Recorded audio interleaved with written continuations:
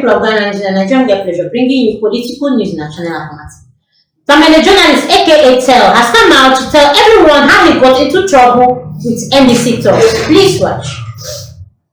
So I said that when it comes to comparison, Napo is far gone. And I also said that I was hearing things about Dr. Bawumia picking Madam Frima Opare. And so if he had gone for Madam Frima Opare, I can confidently beat my chest and say that fine, Professor J. Nano Poko is better than Mr. Opare. Luckily for him, he didn't go for her. He went for Napo. And so you can't compare Madam Jane to Napo. It's a non-starter. When I said that for 2 days, I said that for 2 days, and I heard, that was when I just bought my new car. I had my new car, a Jeep Compass. So the car came. In fact, the car was in Accra for close to a month. I was just leaving it here. So he came to Tamale, and when I started that conversation, I heard people, they were sending warnings to me that the NPP bought me with a car to insult John Mahama and what's it called, the NDC. Did you insult John Mahama? No. What did you say? I'm coming to what? Okay. No, it was just about, I said his choice for the running mate position, it was wrong. And part of the reason was what I was telling you, but I have different reasons. And the reasons was that should John Mahama leave, if there's anything happening to, if like there should be something in the case, in an event where John Mahama is leaving, who will be able easily fit into the shoes of Mr. Mahama? So Mr. Mahama should have gone if indeed he wanted to prepare women and advocate for women leadership. Fantastic. Our women are coming up. We have young and intelligent, smart women coming up, like Madam Zinato Ajima Rawlings. Very intelligent, very charming, very pretty, very energetic. You could go, go for her as one example. That's what I said. Or Maretta Brewer, that's right, the former attorney general. Just right. Pick somebody, make that person popular. You have 4 years. Should in case, if you win, you have 4 years in office. So when you are leaving, who do you think will fit into your... But you think Jenana cannot fit? No one in the NDC will elect Madam Jane after John Brahman and Mahama. Election, yes, I agree with you. No one in NDC would elect. That's why I agree with you. She was appointed. But in terms of her competences, so you can, who can you compare her competence to? We saw what. According to Tamale journalist, he has actually come out to say that his offense was because he compared John Dramani Mahama's choice of running mate to Dr. Bawumia's running mate, saying that Jenana Opoko is actually not a better running mate for John Dramani Mahama. That was why the NDC talks actually attacked him. What she did at the education ministry during her time, there was not even chalk in the classrooms.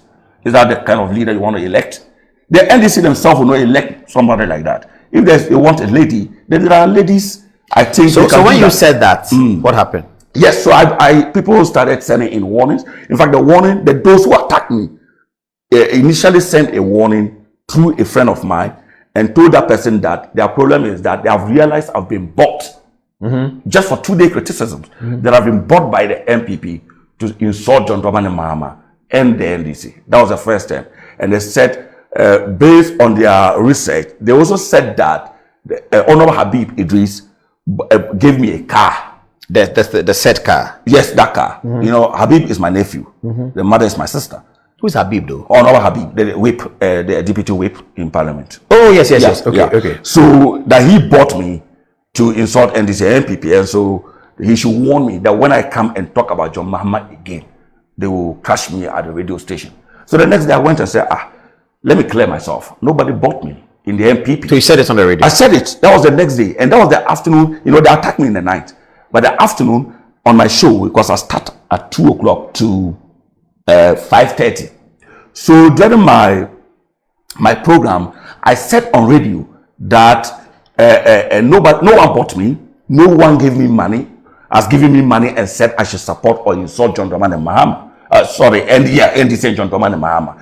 If really I want money, then I will praising Dr. Bawumia and Nana Akufo-Addo, because they are even in power and they can easily give me what I want. And I ask a question. For 6-7 years, I've been attacking and criticizing the NPP. Who bought me in the NDC? Who gave me money in the NDC for 6 years? Just for me to... So what did they do to your car? Yes, after the program, I was seated somewhere at the Tamale Technical University. We call it a tattoo. just at the junction. My friend has a supermarket there. So we always, I was seated there every day. That's where we sit. And according to people around there, they say they've targeted me for close to 2 days. That place. Whenever they come, people surround me. I'm seated with people, so they are not able to do whatever they wanted to do. So they targeted, watch over. According to DJ Tel, he has actually come out to say that he only criticized NDC for 2 days and he was attacked. But he's been criticizing NPP for 6 years. And for NDC coming out to say that he's been bought with money because he just said the things and he actually noticed. Now that means NDC actually paid him because he was actually criticizing NPP for so long and nobody said anything about it. I mean, until some people moved. So we're left with 2 people seated. Before I realized, 2 of them appeared there and said, good evening, like they said at Banle, Adugale. My name is Adugale too. Adugale Asankata Kanama. We have come to you. Before I asked for what reason, they started beating me. Slapping me in the face. One of them was holding a bone from a cow. I don't know how to describe it. A cow head from that bone. Use it on my head. I was just lucky it didn't heavily. That was when I got to bed. Yes, just like that? Yes, they started beating me. So I thought it was even 2. What time of the day was it? It was then somewhere 10:30 to 11. The shop had closed? It had closed. Even the CCTV cameras were on, but the next day the lady deleted it because every day, anytime she comes, the next day she would delete it, because I start at fresh. So they started beating me, the 2 people. So before, the 2 of us who were seated wanted to also retaliate and go into them because, a man, you can't just slap me and I'll be looking at you. I can slap you back and do. They started coming out, numbering to 9 to 10 people, hitting me. So at the point I said that these people really wanted to kill me. So I ran across the road into the houses. It's an area. So where they were shouting, thief, thief, thief, thief on me, So those who came out in the houses saw it was me and realized, no, it's not thief. Some people had come to attack me, So one of the NPP guys was in the room. So when he heard that Duncan, he came and asked why. I narrated the story. He went on the road and saw them and said, sack them on the road. So they were going. One of them picked a stone and he wanted to smash my windscreen. And one of them told him that we are not after his car. Leave it and let's go. So he dropped the big stone. I was just standing watching them. He dropped the big stone, picked a small stone, went back the car and smashed the tail light, came in front and smashed the mirrors of the cars. And I was lucky. Whilst you were looking at him? I was just looking at them. One of the, I think that was the leader, said, oh, let's go. Don't smash the car. But still, he took a small stone and, hit the glass, the tail light and the driving mirrors and left, So it affected my work in a way because the next day I was preparing to go to work. My manager called me and said that some people call him to tell him that if I should come to the radio station today, they will attack me at the radio station. I asked them who. I asked him who, and he said the group who attacked me. They said they attacked me last night, and they are coming to attack me again. So I said, okay, I'll stay back for safety reasons. I won't come. And so that was what happened. So I stayed off, not knowing my manager. They went to my manager to tell him that I am against NDC. I don't like John Dramani Mahama. If they should leave me at the studio, then winning the election in Northern Region will not be possible because my program is a very tough program, has listenership, and that's the fact. I have the most listenership, very powerful than any other radio program there. And so they think that using it against them will cause them. And so they realized that I hate John Mahama and the NDC. So the earlier they sacked me, the better. So they went to the chief palace, the Lamashego chief palace, to tell the chief, persuade the chief to get him involved, to tell me to stay away. They wanted to make it look that it's not them, it's not the managers, it is the Lamashego chief who said I should stay back. I said, how? The chief cannot do this. It's not fair. And so I went to the chief palace. The chief was not even around.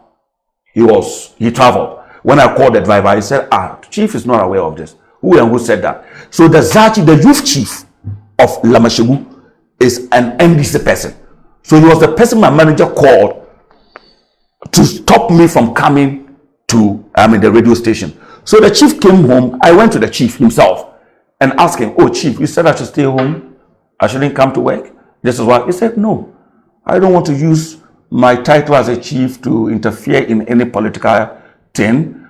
I don't want to interfere. I know nothing about your work. If your manager wants you to come, fine, but I don't know anything about it. And he now asked me to narrate the story. I narrated the story and said that I don't know anything. I don't want to put my hands in it. You can go and deal with your management. So there I realized that it wasn't about the chiefs. It was just the manager who told the lines of NDC. They don't want anything to be said negatively about NDC. So I began to check and realize that they didn't want me there because they didn't sack me. They didn't sack me. But I said that, how can just 9 people threaten me? It is the responsibility of the station to also give me even security. I've seen radio stations in Accra where police guided them for them to be doing work. Why can't you even protect me as a radio presenter? Thousands of people who are listening to me, just 9 people from the NDC have the power over you to tell you to stop me from coming to work. I said, no, that was the main reason why I resigned. Back to the NDC. Please do well to like, comment, follow, put on notification bell so you get all our news one by one. Thanks, my people.